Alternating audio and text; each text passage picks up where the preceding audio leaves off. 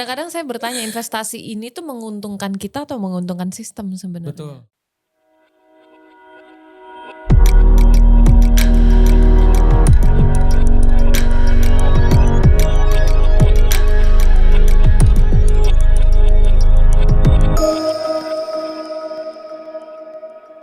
Halo sahabat Bangun Indonesia, saya Andrea Henriette dan di episode Bangun Indonesia kali ini saya tidak sendiri, jadi kita tidak berdua.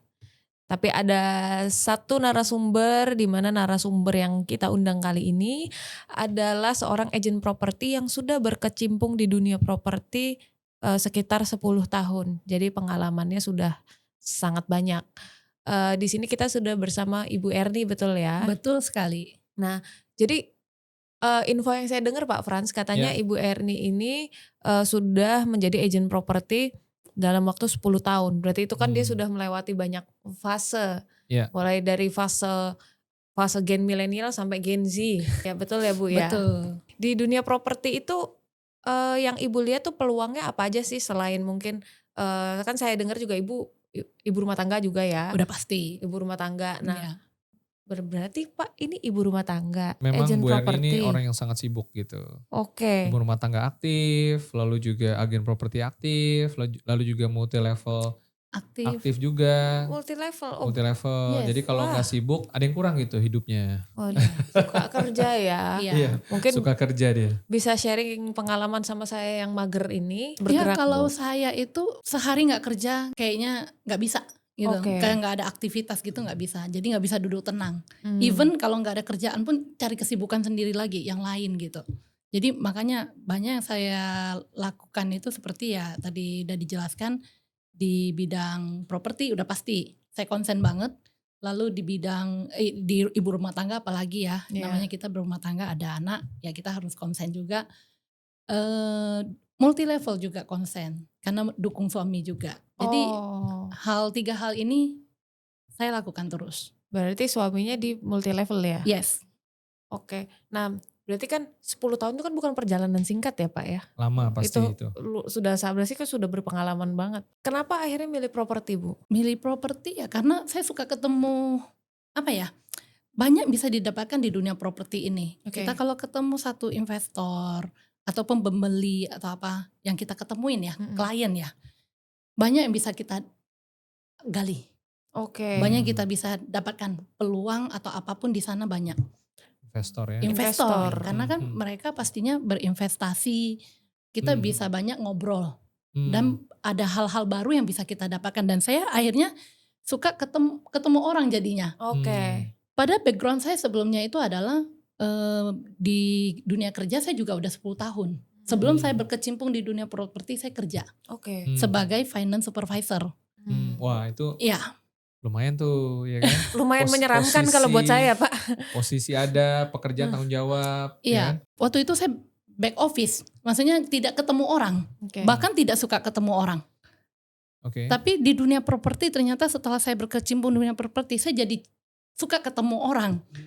Jadi ada perubahan ini ya, kesukaan ya. Betul. Yang awalnya mungkin kerjanya tuh lebih di belakang meja. Iya. Dan hadapinya cuma catatan-catatan. Betul. Uang. Sama gadget segala macam, printer. Nah setelah masuk ke dunia marketing, ketemu orang ternyata menyenangkan gitu ya. Sangat menyenangkan. Oke, seru-seru. Kan berarti pengalaman baru Pak, pengalaman baru dan cocok ternyata. Tapi memang ada orang-orang yang nggak suka dia ketemu orang.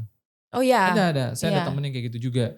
Tapi ini termasuk shifting yang menarik. Mirip saya nih, saya juga dulu IT, tapi kemudian kalau saya justru merasa saya nggak cocok di belakang meja saja. Ya kan, ketika keluar baru wah ternyata dunia ini begitu luas, begitu seru. Betul. Ya kan, nah itu kalau itu saya. Tapi tadi ya menarik juga ceritanya Bu Erni ya. Makanya saya pengen gali Pak supaya ini, karena saya itu mau di depan atau di belakang meja saya nggak suka semua. Waduh, depan meja. Wah susah. ini sih susah kali ya. Susah nyari. Saya juga nggak bisa kasih ide kalau begitu. Betul. Iya. Ya jadi mungkin kan saya dari di samping meja mungkin berarti. Iya mungkin di samping ya. Depan belakang susah. Jadi kan barangkali mungkin Ibu bisa ngasih pengalamannya, experience-nya. Jadi saya bisa meletakkan diri nih, mau di belakang, di bawah meja, di atas meja, apa di mana gitu. Sebenarnya itu kembali ke kita ya. Kalau kita memang pada dasarnya udah biasa kerja, tidak kerja itu nggak bisa. Ya benar. Kalau kita nggak ada Benar. aktivitas itu sangat membosankan. Ya Betul, Bahkan betul. di ranjang pun kalau kita sakit, yang Iya. kita pikir itu kan kerjaan. kerja Betul, benar betul, benar betul. benar. Ya. Saya Pokoknya jadi- selagi masih sakit itu belum benar-benar terbaring, tidak bisa ngapa-ngapain, itu masih Masih sehat. sehat. Ya Iya, benar iya. benar. Katanya kalau orang sakit nih ya, dia udah di fase yang nggak terlalu sakit tapi masih sakit, stay di rumah, stay di kamar tidur gitu ya, Tambah sakit tambah Pak. sakit. Benar. Betul. Benar. Malah jadi sakit lagi. Nah, Iya, saya- Bukan benar. sembuh gitu. Saya tipe yang itu. Oh, oke, Nah, oke. Setelah berkarir sekian lama dan masuk ke dunia properti ini kan aspeknya banyak ya Pak ya. Banyak. Jadi tidak hanya sebatas jual beli aja. Betul. Kan ada yang namanya investasi. Betul. Terus ada juga yang pemenuhan kebutuhan. Betul. Nah, saya tertarik yang investasi nih. Karena tadi Ibu kan sempat bilang ketemu banyak investor ya. Betul. Nah, itu investasi di dunia properti di kacamata agent itu seperti apa sih Bu? Luas ya kalau di saya ya. Di dunia properti itu banyak penawaran dari developer. Kalau dulu Iya. saya berkecimpung di itu ya, sampai sekarang kan saya masih berkecimpung di dunia properti. Jadi banyak penawaran-penawaran yang menarik sih. Banyak sisi kayak misalnya investasi itu bisa berbentuk kayak deposito, tapi ada jaminan. Oke. Seperti Kayak itu. deposito ada Saya jaminan. nggak tahu Bu Andrea pernah dengar atau tidak, ya kan? Jadi deposito berbentuk jaminan. Kalau kita tahu deposito di bank, Betul. Saya tidak taunya di jaminannya kan paling dari pemerintah, Iya, biasanya jaminan LPS. 3%, 4%. Iya, dan bunganya sekitar Sekitar segitu, ya, 3%, segitu. 4%, Itu pun dengan angka tertentu yang kita bisa dapatkan nilai bunga yang bagus gitu kan. Betul. Tapi di sini menariknya di dunia properti yang saya tekunin waktu itu kemarin itu, dia nawarin kita itu jaminan ada kaflingnya. Oke. Berarti Oke. kita naruh uang lah sebutannya, sejumlah uang, Betul, ada jaminan betul, kaflingnya. betul. Nah, taruh uang dapat berapa tuh kira-kira? Awal-awal itu sekitar 12% 1 tahun. Wih, gede juga ya. Wow. Gede juga loh. That's net. Iya, net lagi. Net. Wah. Wah, Oke. Pernah dengar? Belum? pernah. Kalau yang kayak gitu-gitu tuh pernah dengar, tapi kalau net 12% saya baru dengar Bu. Oh, oke. Iya, Oke. jadi menarik kan? Iya, Tapi iya, walaupun secara itu menarik, Nah. apakah gampang waktu pertama kali launching? Itu gimana tuh? Jadi Waduh, seru tuh tidak pas itu. segampang itu. Oh, Karena Membuat orang pasti- yakin. Pertama pasti bertanya, ini 12% setahun, bener gak nih? Ya, Ya kan? iya. Nah, gimana tuh ceritanya tuh? Iya, jadi nggak gampang waktu meyakinkan investor kita, ini ada produk menarik loh. Oke. Nggak segampang itu. Oh, ini menarik, ini ada jaminan, langsung diterima di masyarakat, tidak segampang itu juga. Butuh pendekatan-pendekatan, Oke. butuh bukti-bukti juga. Oke. Mungkin yang tadinya dia mau ambil gede, dia ngambilnya yang kecil dulu. Oh, dia Try. coba dulu, Iya, dia coba coba dulu. dulu. Betul. Betul, ya seperti itu yang saya alami di dunia waktu investor mau berinvestasi ya ke dunia properti. Kalau ada Oke. penawaran produk yang seperti itu, tidak Oke. langsung diterima, tapi bisa terima nggak? Bisa. Nah, pada akhirnya kenapa dia awalnya pasti ragu dong? Iya. Ragu, nanya, follow up lah ya, as marketing follow up. Ketika akhirnya, yaudah deh saya coba deh. Mm-mm. Apa yang dia lihat sampai akhirnya, cobain dulu deh gitu. Itu apa? Ya pastinya karena dia udah kenal sama saya. Oke. Oh, Karena ada sebagai trust relasi personal. konsultannya gitu Betul, kan. betul. Jadi kita memberikan advice juga Iya, seperti iya, ini. iya, iya. Ya kita tidak bisa memaksa, tapi kita memberikan gambaran seperti ini, Pak. Kalau Bapak ambil, kalau Bapak agak ragu, mungkin boleh coba dengan angka yang paling kecil. Oke, Mm-mm. oke. Boleh oke. tahu nggak biasanya kalau untuk kayak gitu-gitu, ini kaitannya sama Gen Z Pak. Oke, Karena oke. Gen Z ini kan sebenarnya rawan invest. Mereka jadi mungkin ada beberapa yang sudah punya kesadaran soal invest. Betul. Tapi saya sebelumnya pernah bahas sama Pak Frans, properti ini adalah dunia yang paling menyeramkan untuk Gen Z. Biasanya kisaran kalau angka paling kecil tuh kisarannya berapa Bu? Sebenarnya kalau angka paling kecil untuk invest itu mungkin kalau untuk itu sekitar 5,5 M lah ya kan. 500 juta, 500 lumayan juta, loh, lumayan. ya kan? Itu bagi yang ini. Tapi kalau untuk Gen Z saya rasa mereka kan berani juga ya kayak Iya. main kita tahu di luar ada trading, ada Iya, mereka iya, juga main saham. berani ya. Iya, Ya itu saya rasa sih mungkin sekitar 100-200 mereka juga berani gitu. Oh ada juga yang Ada. 100-200 juta. Kalau yang itu saya rasa kalau penawaran dari properti yang untuk investasi gitu tidak ada. Oh, yang di situ Ya, nggak ada ya? nggak ada. Oke, yang di situ nggak ada. Iya. Itu start from 500 saat itu ya? Iya, saat Oke, itu. jadi lumayan gede. Jadi segmented ya kalau investasi itu ya. Betul. Nah, tapi saya pengen tahu nih pengalaman Cierny ya. Kalau bicara investasi, kita mau coba ngobrolin juga tentang pengalaman pribadi maupun mungkin yang tadi salah satu contoh. Gimana sih awalnya? Mungkin dia ada cerita nggak? Atau misalkan dari cerita Cierny deh ya. Nanti mungkin saya juga akan cerita pengalaman dia waktu masuk investasi pertama-tama tuh yang menjadi motivasinya lah gitu ya. Apa memang karena sekedar kelebihan uang atau memang mau melipat gandakan uang atau memang melek investasi dari kecil atau ada cerita-cerita gitu gak sih yang mendorong dia tuh investasi gitu? Kalau yang saya ketemuin tuh mereka tuh ada lebih. Karena ada lebih. Ada lebih. Bingung nih mau dibawa kemana nih? Betul. Oke. Dan kalau pada saat itu kita tepat, ada produk yang mereka akan dengan kita yakinkan, dengan dia kenal kita sebagai orang yang konsultannya, dia akan lebih mudah mengeluarkan sejumlah itu untuk investasi. Jadi kalau saya pelajari gitu ya dari cerita tadi, ada orang-orang di luar sana cukup banyak yang posisinya udah kelebihan uang. Betul. Sebenarnya bukan kelebihan uang sih, ada uang yang Uang parkir, dingin. dan nih sayang nih kalau misalkan cuman parkir aja nih. Kira-kira apa yang bisa lebih produktif, taruh di mana yang bisa menghasilkan? Muter uangnya. Betul. Bisa muter. Iya. Itu ya berarti ya? Betul. Oke. Paling banyak kan yang kita tahu kan mereka pasti deposito.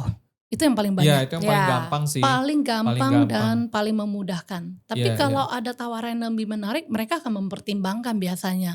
Cuma tidak mudah untuk kita meyakinkan mereka. Apalagi kalau itu baru produknya gitu. Oh, oke. Nah, biasanya resiko apa tuh yang diukur sama mereka tuh? Resikonya ya itu uang yang dia udah kasih, tanam kan? Tanam. Iya kan? Uangnya nggak bisa balik. Oh iya, nomor Itu satu resiko itu yang diukur ya. Itu yang diukur. Oke. Makanya kan kalau dengan bank kan ada jaminan juga, LPS-nya sekitar 2M ya kalau nggak salah ya jaminannya. Yang dijamin betul. Iya, yang dijamin. Nah, kalau tadi dia pegangnya sertifikat.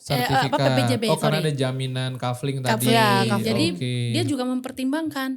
Oke. Oh, kalau misalnya sampai nih amit-amit nih, tidak Iya. bisa balik uangnya. Tapi kan tanah itu bisa langsung dibalik nama. Oke. Jadi sepertinya imbang gitu dengan harga pada saat itu. Oke. Tapi itu juga nggak langsung percaya di awal kan? Enggak. Iya, Tidak akan langsung percaya apapun itu. Iya. Kalau Cierny sendiri atau mungkin Andrea ada pengalaman nggak sih pribadi nih ya? Maksudnya nggak harus tanah lah, nggak harus properti dulu lah yang gede-gede. Kita ngomong yang kecil-kecil deh. Pertama kali pengalaman investasi tuh seperti apa? Kalau saya sih udah pasti waktu pertama kali investasi itu deposito. Oh, deposito? Deposito sama. Oh, deposito juga? Iya, Deposito deposito. Oh, itu karena berapapun nilainya kita bisa deposito. Paling kecil 8 juta udah bisa 8 deposito. 8 juta udah bisa deposito.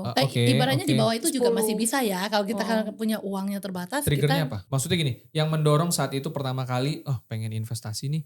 Itu apa?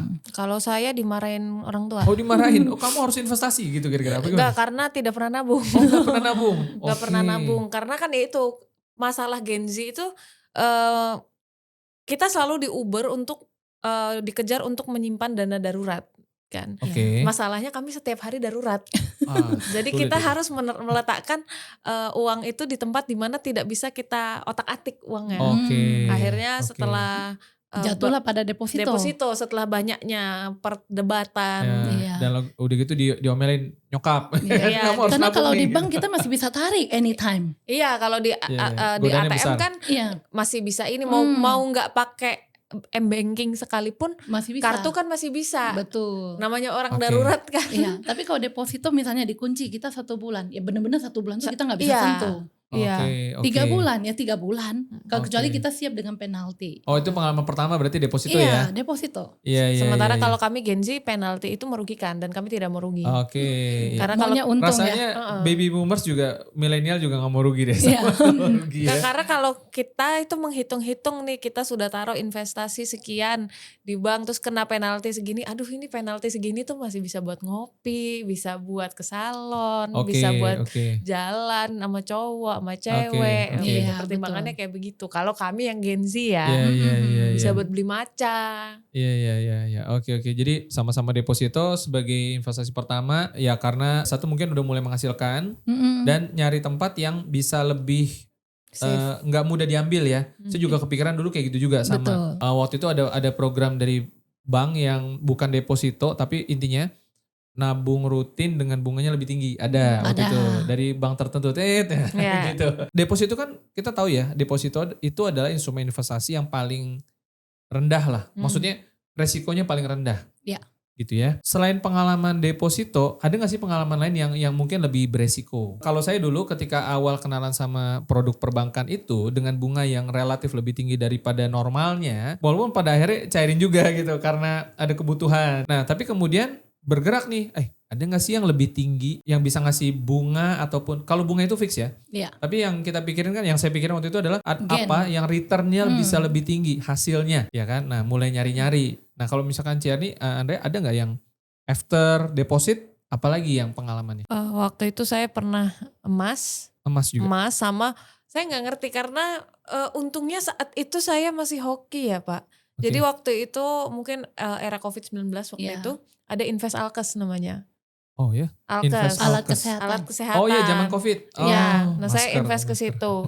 Invest ke situ. Untungnya saya return walaupun pada akhirnya itu scam juga. Nyetok barang gitu atau gimana? Saya nggak tahu, pokoknya mereka bilang ini invest dengan dana sekian, Oke, nanti oke. modal balik dan dapat bonus return sekian. Oh, Saya masih oke. hoki, uangnya balik. Oh oke. Banyak yang nggak balik ya. Setelah itu ternyata scam. Scam, Oh, ternyata astaga, scam. Gila ya. Iya. Lagi zaman sulit begitu ternyata ada orang aja masih mainin kondisi ya. Iya. Betul. Wah keterlaluan.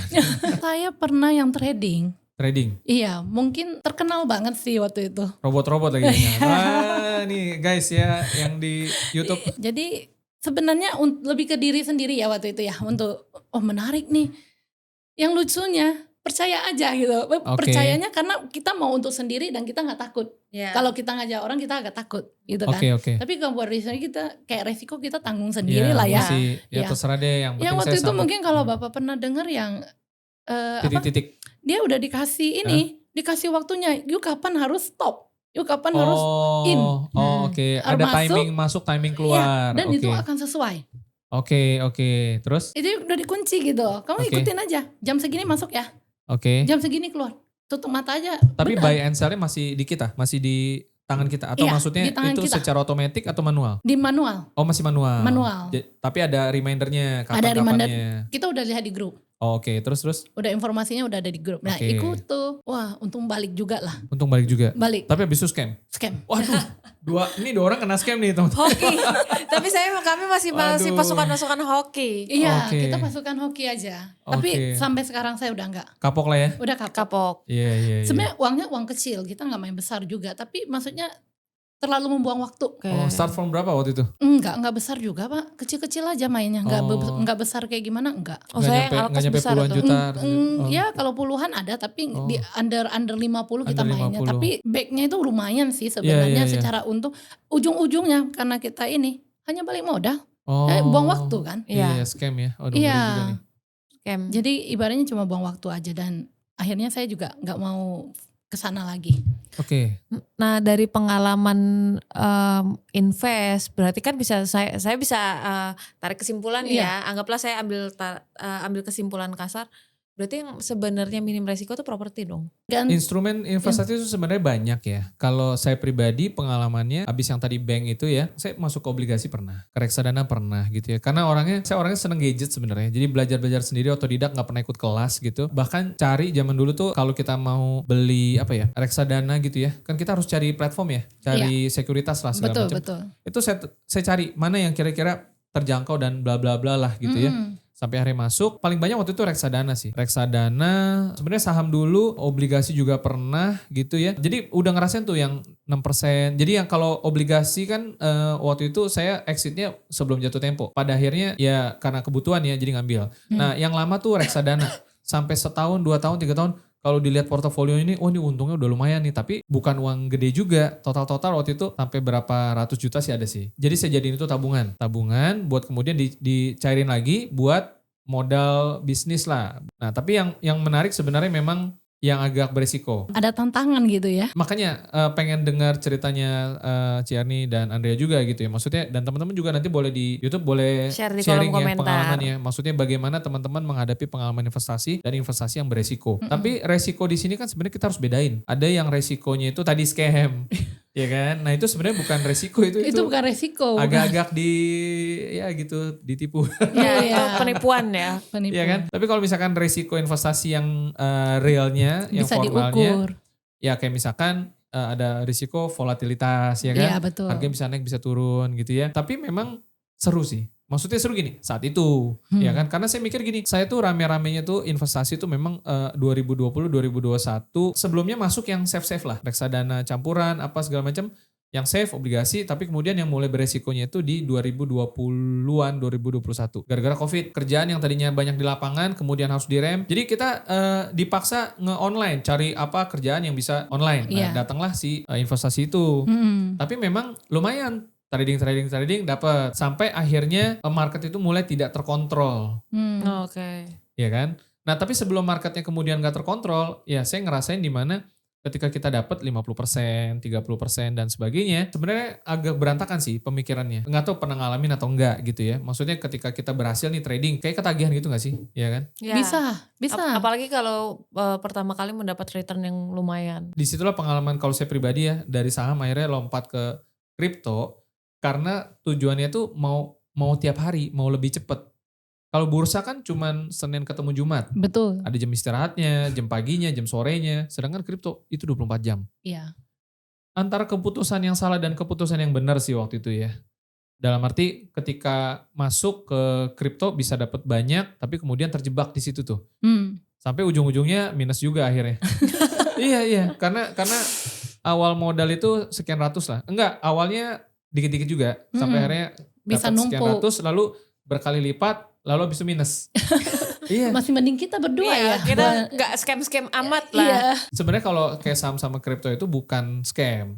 Iya. Tapi tergantung kalau kripto kalau kita ambil koin yang kemudian bisa rungkat itu bisa termasuk scam juga sebenarnya. Betul. Tapi kalau terlikuidasi karena harganya turun itu resiko Investasi. volatilitas. Oke. Ya kan? Iya. Nah cuman balik lagi, akhirnya saya melihat investasi, apalagi ini kemarin ya, kalau menurut Andrea sama Ciarni ya, IHSG ambruk kan?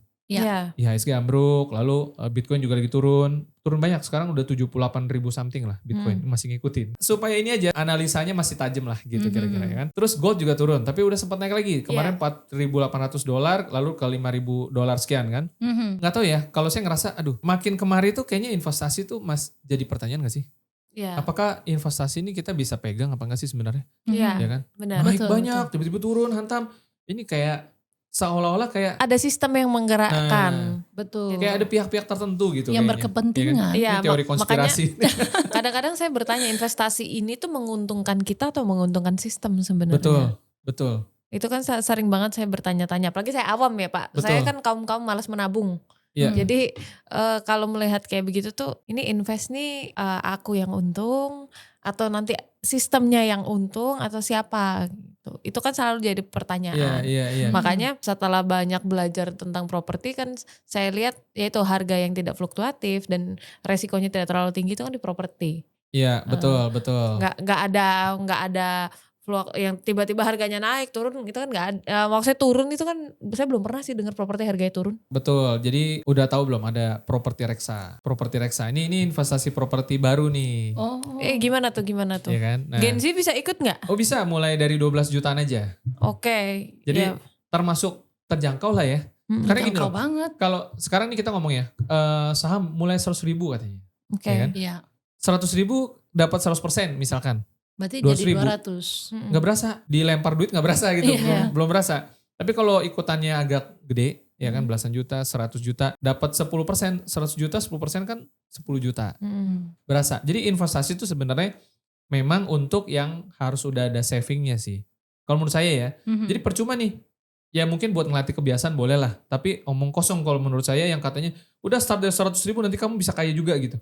Enggak mungkin. Nggak mungkin sih. Nah makanya balik ke properti reksa nih. Jadi properti reksa tuh ya inovasi baru sebenarnya. Dimana kita bisa mulai dari start 12 juta, disarankan sampai 100 juta, 120 juta buat yang lebih berasa lah gitu ya. Kan biasanya kalau kita properti itu harus belinya sendiri dong. Iya. Rata-rata properti harganya kalau yang udah mulai bagus-bagus kan 1M, 2M ke atas Udah gitu pasti. kan. Nah biasanya kalau properti diapain? Paling disewain. Kalau sekarang ini banyak nih padel lah apa segala macam, bulu tangkis ya kan. Kafe segala. Nah tapi gimana kalau kita memang tujuannya buat beli properti itu, kalau tujuannya buat investasi, kalau kita nggak sanggup beli sendiri, bagaimana caranya? Ada nggak sih caranya? Nah itu. Jadi sebenarnya properti reksa ini adalah suatu inovasi agar bagi teman-teman yang melihat bahwa properti itu bisa jadi tempat investasi untuk bisa dapetin mungkin hasil sewa atau memang tujuannya buat capital gain, buat dijual lagi, ya kan? Nah, properti reksa ini bisa. Nah, caranya bagaimana? Jadi properti reksa ini menggunakan skema saat ini equity crowdfunding. Apa itu? Nah, equity crowdfunding itu secara simpelnya adalah anggap aja satu aset yang jadi satu proyeknya itu yang saat ini dijual maksimum di 140 lot. Jadi ada maksimal 140 orang bisa ikutan, kecuali kan kadang-kadang ada satu orang beli 10, 20 ya kan. Nah, seperti patungan nih, seperti patungan. Tapi tujuannya bukan untuk memiliki aset itu. Tujuannya adalah ketika aset itu kemudian mungkin dijual lagi, ya kan, atau yang bisa menghasilkan profit capital gain misalkan, nah maka orang-orang yang membeli lot ini dapat profit sharing. Nah, wadah legalnya itu adalah equity crowdfunding. I see. Ya kan, yang memang sudah diatur juga, ada regulasinya. Ya kan, nah kita nanti akan mendapatkan akun KSE juga kalau nggak salah istilahnya seperti itu. Iya. Ya kan? Nah kebetulan memang ini juga sudah ada masuk ke aplikasi kita nih, Asset Hub. Oh ya, udah ada di dalam situ? Udah ada, jadi buat teman-teman 41.000 downloader yang udah download ya, nanti bisa ngintip, lihat di menu namanya Properti Reksa. Pasti nanya nih sama seperti investornya Ciani tadi di awal kan, ragu-ragu nih apa segala macam, ya kan? Betul. Karena belum tahu Properti Reksa itu apa. Nah mungkin kita bisa coba bedah gitu ya, mungkin kalau mau nanya juga boleh nih, nanti saya jelasin tentang Properti Reksa. Gitu loh. Mungkin ada pertanyaan mungkin tentang Properti Reksa? Properti reksa ini berarti kan kita per lot ya? Per lot, betul. Per lot. Nah, itu tuh sudah diatur atau ada pembedanya? Misal, oh ini berhasilnya terjual, jadi kamu dapatnya sekian persen. Oh ini cuma disewa, jadi kamu sekian persen. Atau mau dijual atau disewa kita tetap dapatnya sekian persen gitu. Oke. Jadi ini tuh projectnya itu adalah chassis to secondary. Artinya aset yang kita masukkan ke dalam project ini itu mulainya dari chassis. Chassis itu pengalihan piutang. Nanti di segmen ini kita bahas lebih dalam lah ya tentang chassis ya. Karena ini chassis, maka potensi pertama-tama profitnya itu datang dari kalau terjadi pelunasan. Pelunasan tuh maksudnya gini, chassis itu kan pengalihan piutang. Misalkan saya utang sama Andrea nih senilai 2 miliar misalkan. Nah, saya harus bayar utang dong, 2M itu ceritanya udah termasuk bunga lah, denda lah, apa segala macam contohnya. Nah, maka dalam perjalanannya ketika memang ada tagihan nih datang dari Andrea nih, yaudah kalau saya mampu bayar, saya bayar dong. Nah artinya kan dalam 2M itu sudah termasuk keuntungannya Andrea, kira-kira kan seperti itu. Ya kan? Nah kalau dalam ROI kita hitung keuntungannya itu kan tergantung bagaimana total tagihannya. Itu kita hitung-hitung bisa dapat up to lah ya, estimate, ini kan estimate ya. Bisa estimate-nya sampai 40%. Jadi cukup tinggi. Ya kan? Nah, itu hitungan dari mana? Balik lagi nih contohnya nih. Kalau saya beli piutangnya Cierni seharga 1M tadi, padahal nilai piutangnya itu sendiri utangnya harusnya 2M. Berarti kan ada selisih 100% ya? Dari pembelian 1M ke 2M. Nah, 100% itu yang sebenarnya menjadi target margin profit secara optimal. Itu exit yang pertama. Nah, exit yang kedua adalah oke, kalau nggak pelunasan ada skema lain nggak untuk bisa dapetin profit? Nah skema lainnya itu adalah lewat penjualan di market sekunder propertinya. Nah ini juga menarik.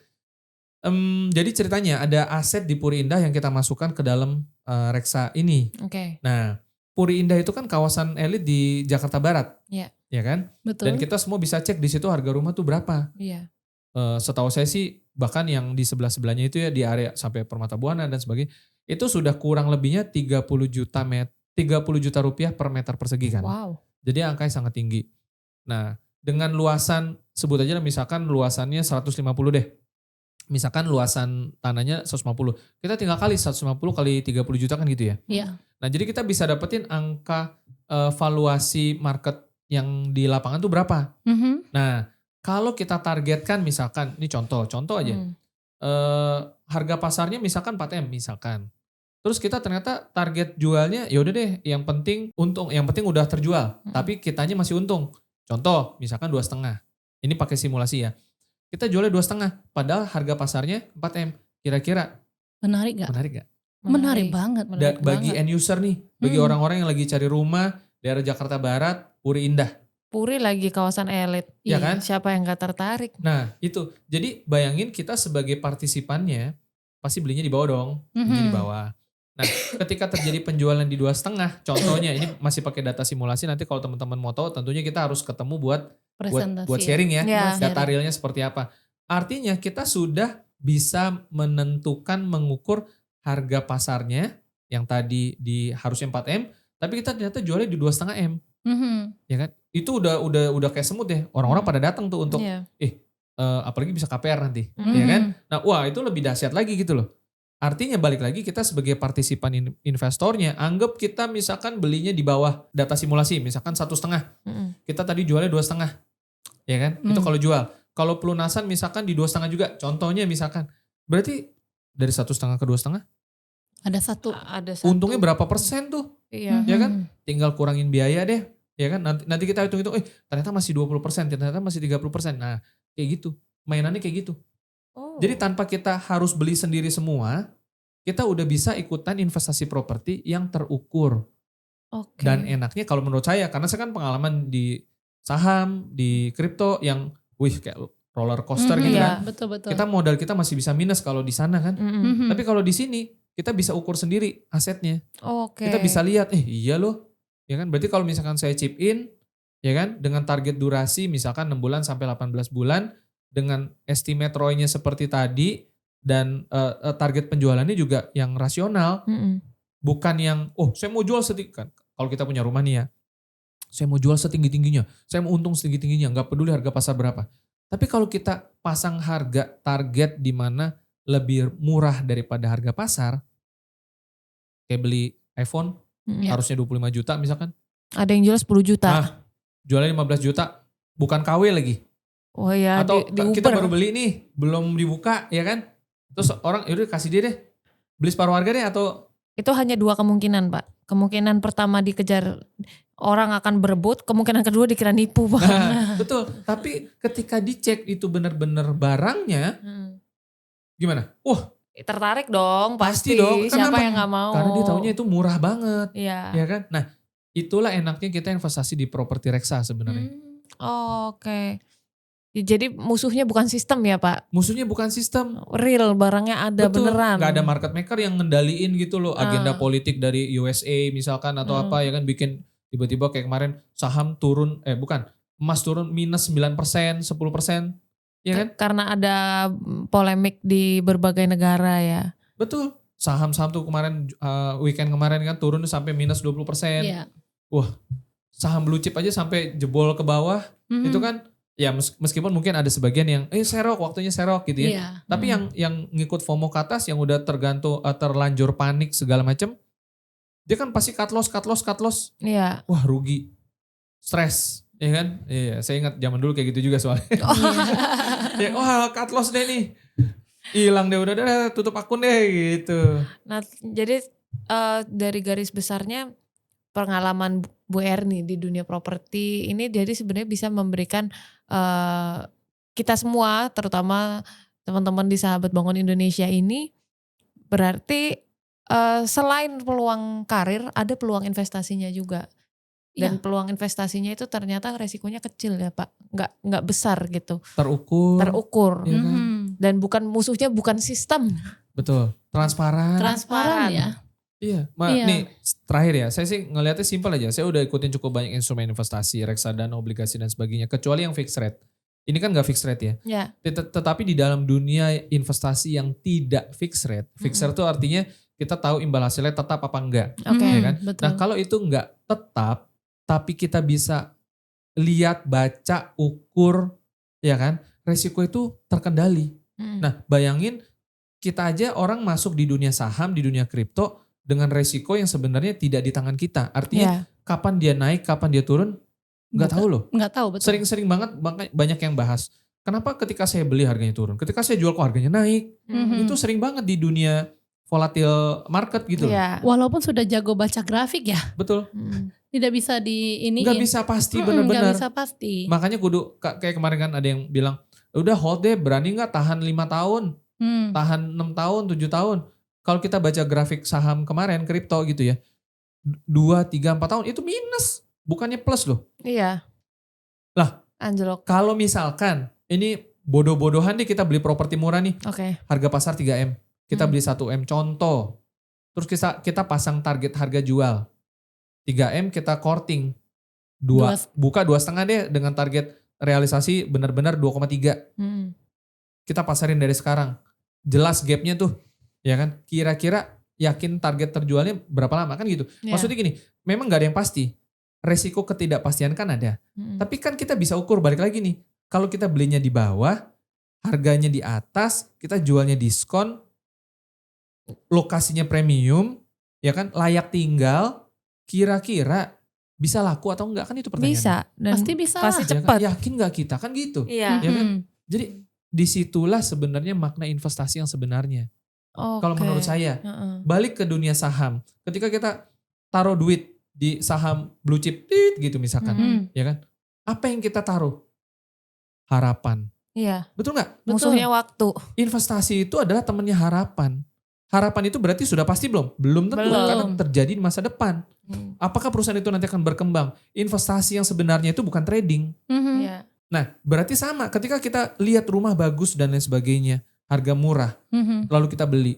Dan kita percaya kita memang target jualnya di harga yang di bawah harga pasar. Berarti kita punya harapan di situ dan kita harus mau nunggu. Iya. Iya kan?